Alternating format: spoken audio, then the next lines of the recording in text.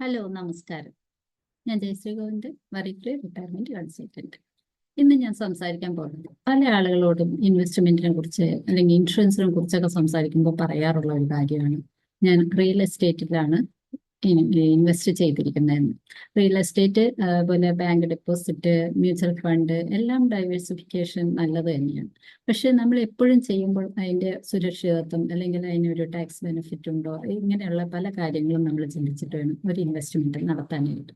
അപ്പം നമ്മൾ ഇവിടെ റിയൽ എസ്റ്റേറ്റിനെ കുറിച്ച് ഒന്ന് സംസാരിക്കാം. ഇപ്പോൾ റിയൽ എസ്റ്റേറ്റിൽ ഇൻവെസ്റ്റ്മെന്റ് നടത്തുന്നു എന്ന് പലരും പറയാറുണ്ട്.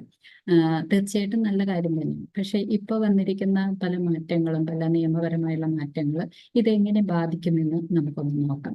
അതായത് മുമ്പൊക്കെ ആണെങ്കിൽ റിയൽ എസ്റ്റേറ്റിൽ നമ്മൾ ഇൻവെസ്റ്റ് ചെയ്ത് കഴിഞ്ഞാൽ നമ്മൾ അതിനെ ലിക്വിഡിറ്റി ആക്കുന്ന സമയത്ത് അല്ലെങ്കിൽ അതിൻ്റെ സെയിൽ വരുന്ന സമയത്ത് അതിൻ്റെ ഒരു പ്രോപ്പർട്ടി ഇൻഡെക്സേഷൻ എന്ന് പറയുന്ന ഒരു പ്രൊസീജിയർ നമ്മൾ എടുത്തിട്ടാണ് അതിൻ്റെ ഗെയിൻ എത്രയാണ്, അതിന് നമുക്ക് ലാഭമുള്ളത്, അതിന് എത്ര ടാക്സ് വേണമെന്നൊക്കെ നോക്കിയിട്ടുണ്ട്. അപ്പോൾ ഒരു ഉദാഹരണം പറയുവാണെങ്കിൽ ഇൻഡെക്സേഷൻ ഉള്ള സമയത്ത്, അതായത് ഇപ്പോൾ നമ്മളിപ്പോൾ 2002 ഒരു പ്രോപ്പർട്ടി വാങ്ങിച്ചിട്ടുണ്ട്, 20 ലക്ഷത്തിൻ്റെ ഒരു പ്രോപ്പർട്ടി വാങ്ങിച്ചു എന്ന് വിചാരിക്കുക.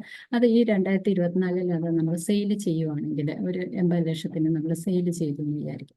അപ്പം അന്ന് അങ്ങനെയാണെങ്കിൽ ആ പഴയ രീതി അനുസരിച്ചിട്ട് അതിൻ്റെ ഇൻഡെക്സേഷൻ റേറ്റ്, അതിൻ്റെ അല്ലെങ്കിൽ ഇൻഡെക്സേഷൻ കോസ്റ്റ് എത്രയാണെന്ന് ആദ്യം നോക്കും.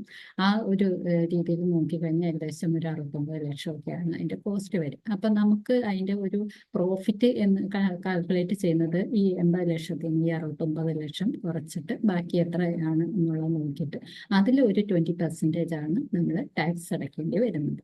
അങ്ങനെ നോക്കുമ്പോൾ ഒരു 2,20,000 നമുക്ക് ടാക്സ് വരുന്നുണ്ട്. ഇനി പുതിയ നിയമപ്രകാരം അവിടെ ഒരു ഇൻഡെക്സേഷൻ ഇല്ലാതെയാണ്, അതായത് വിത്തൗട്ട് ഇൻഡെക്സേഷൻ ആണ് ഇനി റിയൽ എസ്റ്റേറ്റിൽ അല്ലെങ്കിൽ പ്രോപ്പർട്ടിയിൽ വരാൻ പോകുന്നത്.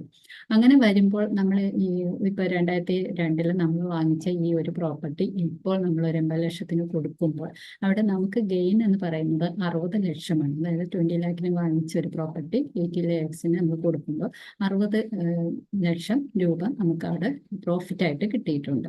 അപ്പോൾ വിത്തൗട്ട് ഇൻഡെക്സേഷൻ ആണെങ്കിൽ ഇതിൽ നമ്മൾ ടാക്സ് കൊടുക്കേണ്ടി വരുന്നത് 12.5% ആണ്. എങ്കിൽ കൂടെ അതിൻ്റെ ഒരു ടാക്സ് എന്ന് പറയുന്നത് ഈ 60 ലക്ഷത്തിനെയാണ് നമ്മൾ ടാക്സ് കൊടുക്കേണ്ടി വരുന്നത്. അപ്പോൾ ഏകദേശം ഒരു 7.5 ലക്ഷം രൂപ നമ്മൾ ലോങ് ടൈം ഗെയിൻ ടാക്സ് ആയിട്ട്, നമ്മൾ ക്യാപിറ്റൽ ഗെയിൻ ടാക്സ് ആയിട്ട് നമ്മൾ കൊടുക്കേണ്ടി വരുന്നു.